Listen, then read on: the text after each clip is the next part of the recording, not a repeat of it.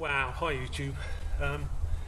Recently made you a video of my replacement stroke new Bugout bag.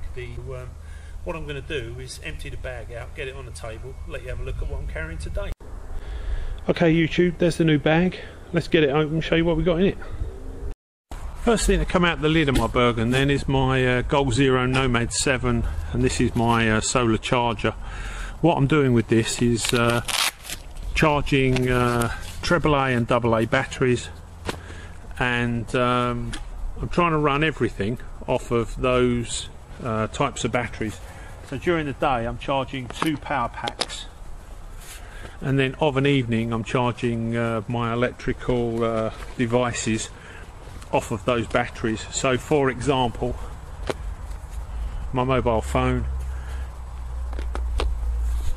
and my sat nav. This is my off the grid power solution. Next thing I carry, a little pair of binos. So they're my binos, 8x25. The higher power binoculars you carry, the more light they need to operate. So at dawn and dusk they'll be pretty much useless. Not wanting to take any chances and not knowing who I'll be purifying water for, that's my 2-litre water bladder that goes inside my pack, and the drinking tube will go along the shoulder strap. Aquamira Pro, and a Millbank bag with 40 water purification tablets. That has got to see me well into a sort of medium to long term water purification system. Okay, got my Nova rescue beacon. That's that strange coloured yellow thing, and a couple of spare batteries from it. It's one of the few things that I can't run on double or treble A's. I really like it. My Streamlight tactical torch that I carry in my pocket also runs off of those batteries. Got a couple of chemical light sticks, a Firefly for signalling aircraft, a head torch, and a couple of batteries. The batteries come out of the Firefly. What I try not to do is to store batteries in things long term, because if the batteries corrode, the device is then lost. As we look inside the top of the Bergen then, everything that I keep in there is contained within a nice thick heavy duty dry bag. It's so big because it was cheap. That was the long and the short of it. For some obscure reason it was cheaper to buy a massive one than it was to buy one the right size. I think bigger the better. Dry bag. Okay, something else that's come out and quite unusual. This is a 8-foot square individual cam net, and took it out on my last outing. Came in quite handy. I think for early mornings hunting rabbits, small game, is perfect. Get yourself in position, cam yourself up, wait for them to wake up. It says backpacker's airbed. It is in fact my tarp. This is a 3-metre square tarp that I had made, and I use it as a ground sheet, as a windbreak at the back, and as a shelter over the top. That's how I normally use it. 3 metre square and camouflage. This is my individual first aid kit, you know, sterile dressings, plasters, bandages, pills and potions, you know, a bit of antiseptic cream, basic individual first aid kit.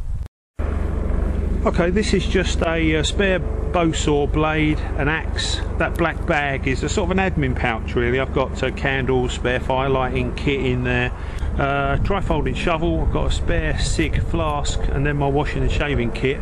In my washing and shaving kit I've just put the basics really. I've got a couple of disposable toothbrushes, some toothpaste, foot powder, shaving mirror, a couple of spare shaving blades. I've got some toenail clippers, soap, boot polish, and boot polish brush, purely for waterproofing your boots. Came across this recently, which I think's really funky, and it's just a razor. That's how it comes. Little tube, works like a lipstick. You literally just wind the end of the lipstick. How funky is that? That's my new field razor, and I've got a couple of blades for it. That's how it packs away. Okay, Gerber Saw, folding Gerber Saw, two spare blades for it. I've got a Winchester multi-tool with a few sort of ratchet type screwdriver sockets, and my Gerber Steadfast hunting knife and that all goes in the plastic bag underneath, which is my kind of toolkit really. What I do is, as I store those long term, a light covering of grease on all of those. That's my SOS marker panel, and it's also my survival bag. Okay, dry clothes, change of clothes, not really for you know, getting changed into, keeping yourself warm or anything like that. These clothes are predominantly for sleeping in, so whatever I'm doing during the day, if I get wet, dirty, cold, whatever it is, before I get into my sleeping bag at night, I'm going to put some warm dry clothes on. So I've got socks, underwear, got some running bottoms, and then a nice warm fleece, and that's my change stroke warm clothes. I always stick with a 4-season sleeping bag. You know, there is nothing worse than if you've only got you know, 2 or 3 hours sleep, that you get into the wrong sleeping bag, you lay there and you just shiver, you know, and end up getting, you know, an hour's sleep or something like that. But that is the only sleeping bag that I carry. Try to always have an empty mail sack in my Bergen. If you've got to forage anything, even if you're collecting firewood.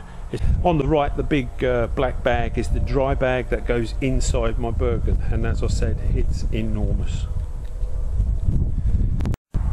Good waterproof jacket, waterproof trousers, woolen hat, gloves, gaiters, and a thing called a buff. If you haven't seen one of these, you need to lay your hands on one. Okay, this is a thing called a buff. It's literally just a kind of a head over or tube.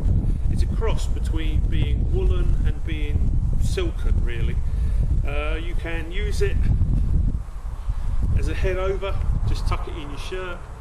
If the weather gets really bad, you can pull it over your head.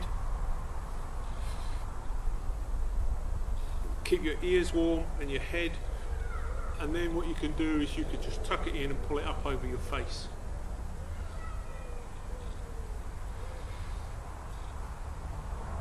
If you've got glasses or goggles, you put your goggles on over the top, and it's absolutely brilliant.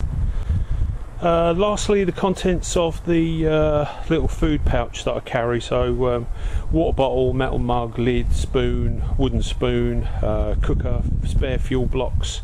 I've got lots of drinks, teas, coffees, hot chocolates, and oats pasta. Got some trail mix, you know, just dried fruit, sort of flapjack type mix, some tuna and tins of sardines.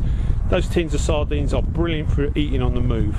You know, they're rocket fuel for humans. So you just pop the lid, push them down your neck, high in protein. Doesn't get any better than that. Little face flannel. I've got this collapsible bowl that I've started to bring with me. So now, of course, we just fill that up with water, and that's everything you need to cook with. You know, if you can from a stream or a water source, it's top notch.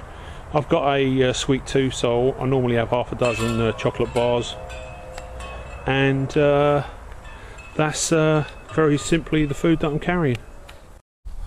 Okay YouTube, that's the contents of my new Bugout bag. Hasn't changed a great deal in 12 months. This is a really important thing I keep in my bag: dry kindling. Wherever I end up, I know I can start a fire. As always, any comments, love to hear them. Back soon.